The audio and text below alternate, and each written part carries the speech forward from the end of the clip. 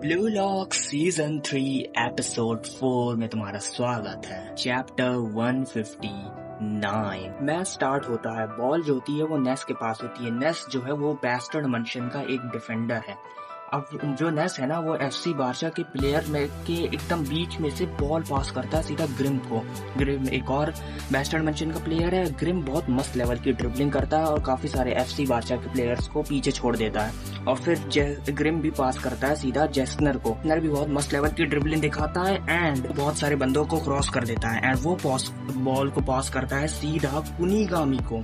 अब कुनीगामी को काफी सारे डिफेंडर्स ने घेर रखा होता है और कुनीगामी के बगल में ही ठीक काइजर है। तो कायदे से कुनीगामी को काइजर को पास करनी चाहिए, लेकिन कुनीगामी काइजर को पास ही नहीं करता है। यहाँ पर कुनीगामी भी अपनी चेस्ट से बॉल को पहले कंट्रोल में लेता है और उसके बाद जितने भी डिफेंडर्स होते हैं उन सबको क्रॉस करते हुए सीधा बॉल पे एक मस्त सी किक मारता है। लेकिन भाई जो गोलकीपर होता है वो इस बॉल को आसानी से रोक लेता है और इसागी बोलता है ये है एक वर्ल्ड क्लास गोलकीपर, इसीलिए कुनीगामी का शॉट भी इसने इतनी इजीली रोक दिया। कुनीगामी को देखकर भाई इसागी को गूज़बम्स आ रहे हैं और इसागी बोलता है ये है ब्लू लॉक का वाइल्ड कार्ड। और जो बॉल होती है वो उड़ती हुई जाती है सीधा एफसी बारसा के प्लेयर के पास।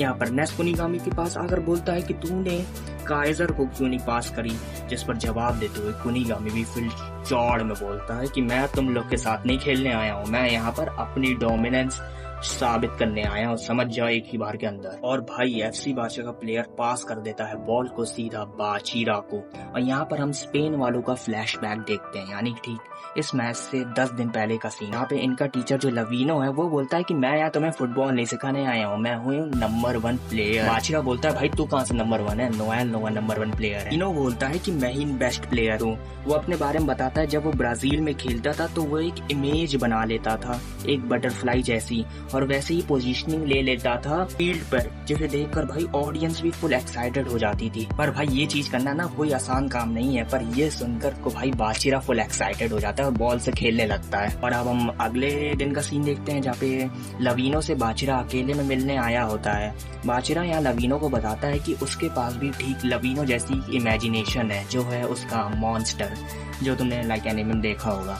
बाचीरा के पास बेसिकली मॉन्स्टर है। वो जो लवीनो होता है वो बोलता है कि तू उस मॉन्स्टर को और इवॉल्व कर, उस मॉन्स्टर को नेक्स्ट लेवल पर ले जा, और अगर बाचीरा ने ऐसा कर दिया तो वो बन जाएगा नंबर 1 प्लेयर।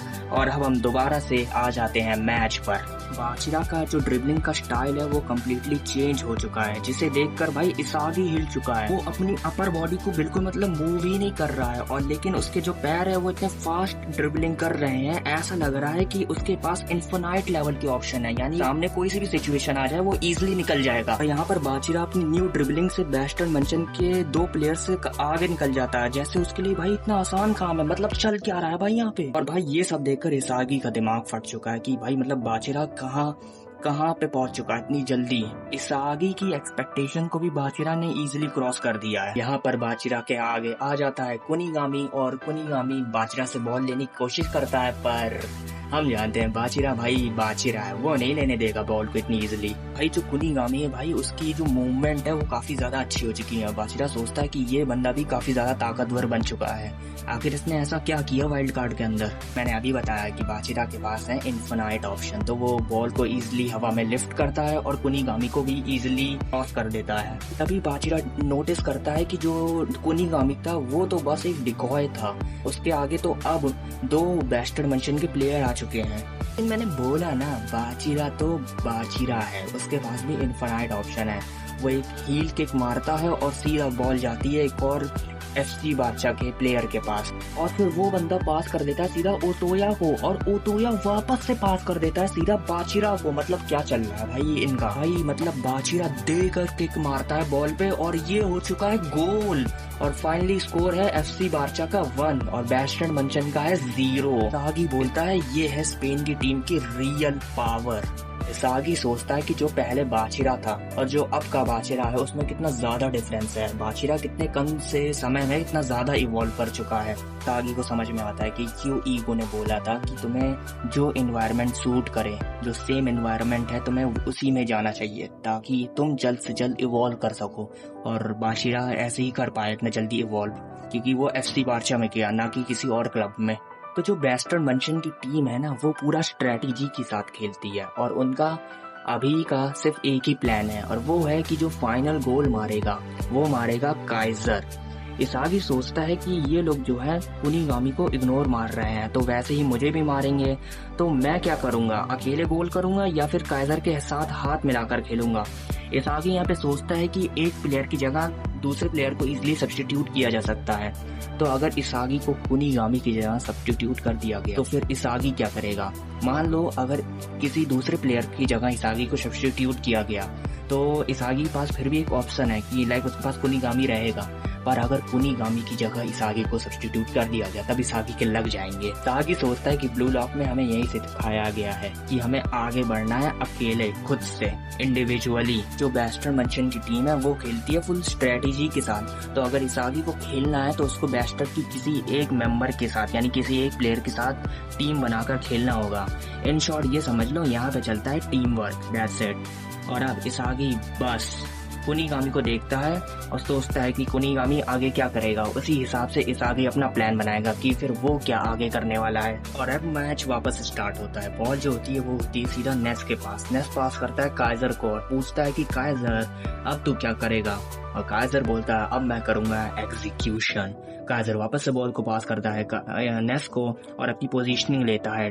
जितने भी एफसी बार्सिलोना के डिफेंडर्स हैं उन सबको घुमाने लगता है और एक परफेक्ट पोजीशन पे जाके खड़ा हो जाता है। सीन आता है सीधा नेस के पास, जो लग रहा होता है कि वो बॉल को पास करने वाला है, लेकिन वो अपनी एंकल को घुमा लेता है और जो डिफेंडर होता है उसके आगे उसके सामने से निकल जाता है। और भाई सामने जो भी प्लेयर आ रहा है नेस उसको इजिली अपनी एंकल वाली टेक्निक से इजिली घुमा दे रहा है और भाई मतलब उनको चकमा देके आगे निकल जा रहा है। और इसकी जो एंकल वाली टेक्निक है भाई बहुत बढ़िया है, मतलब जो एफसी बार्सिलोना के प्लेयर्स है वो भी समझ नहीं पा रहे हैं कि आखिर ये क्या है।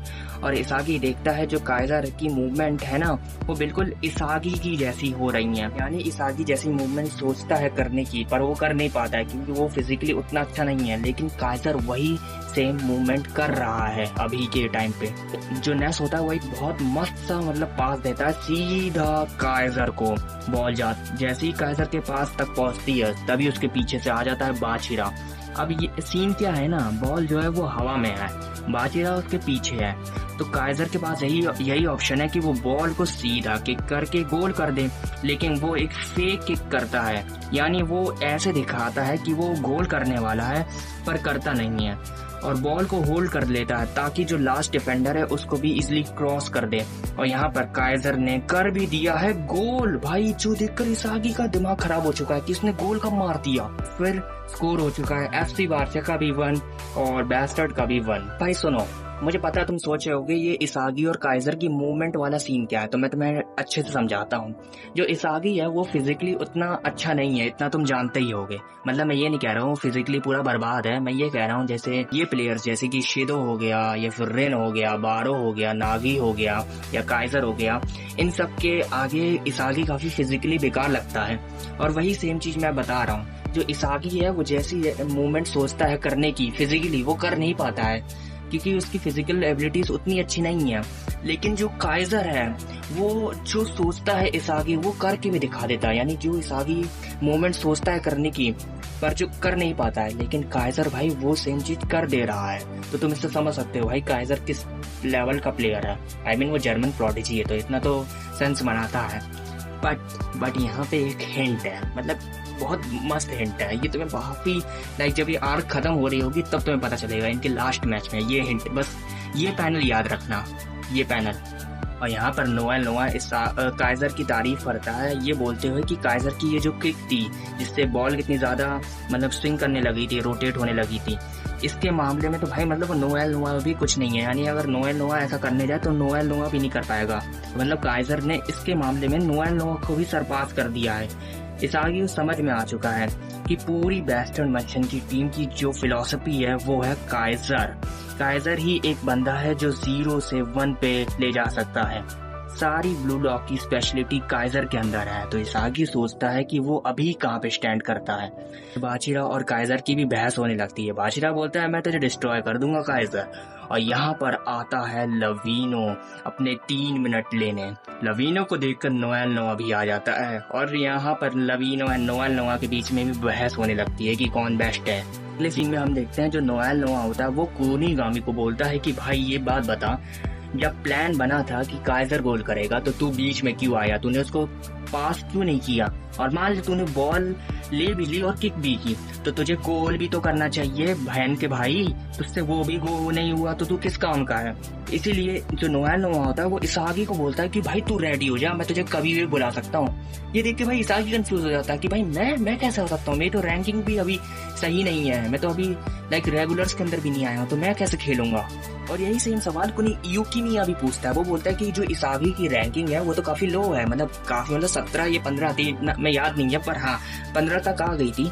लेकिन युकिमिया और कुछ और प्लेयर्स है जिनकी रैंकिंग इसागी से भी ज्यादा आगे है, तो फिर मतलब इसागी कैसे खेल सकता है। तो नोएल नोआ बताता है कि ये फैन सर्विस है, पूरा वर्ल्ड चाहता है कि इसागी खेले, क्योंकि U20 की बात से इसागी की फैन फॉलोइंग तुम देख सकते हो भाई पीक लेवल पे जा चुकी है।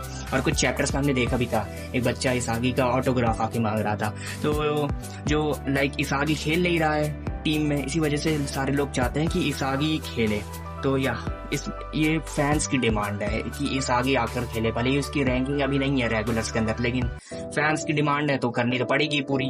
और यहीं पे एंट्री होती है नोएल नोआ की और इसागी की बास्टर्ड मंशन के अंदर, यानी अगले मैच वीडियो के अंदर हम देखेंगे इसागी को भी और नोएल नोआ को भी खेलते हुए। और यहीं पे होती वीडियो खत्म। मैं जानता हूँ मैंने बोला था कि मैं पूरी ये जो मैच है वो एक वीडियो के अंदर एक्सप्लेन कर दूंगा, लेकिन भाई सॉरी भाई, थोड़ा मतलब दिक्कत हो गई है, मतलब भाई थोड़ा बिजी शेड्यूल चल रहा है, जिसकी वजह से भाई ये पूरा मैं एक वीडियो के अंदर तो नहीं कर पाया, पर हाँ प्रॉमिस करता हूँ कि अगले वीडियो के अंदर कंप्लीट तो कर दूंगा ये वाला मैच। 2 से आगे तो नहीं जाऊंगा भाई। मैंने पार्ट 2 जो आएगा इसका अगला, यानी एपिसोड 5, उसके अंदर ये आर्क कम्प्लीटली खत्म हो जाएगी, सॉरी आर्क नहीं, ये वाला मैच FC बादशाह वाला ये कम्प्लीटली खत्म हो जाएगा। और कौन जीतेगा ये तो तुम्हें अगले एपिसोड में पता चलेगा, जिसके लिए तुम्हें सब्सक्राइब करना होगा। भाई तुम लोग सब्सक्राइब नहीं करते बिल्कुल भी, अगर तुम सब्सक्राइब नहीं किए तो मैं अगला पार्ट तो लाऊंगा ही नहीं, मजाक कर रहा हूँ, पर भाई प्लीज सब्सक्राइब कर देना। बाकी मिलेंगे अगले पार्ट में, सायोनारा।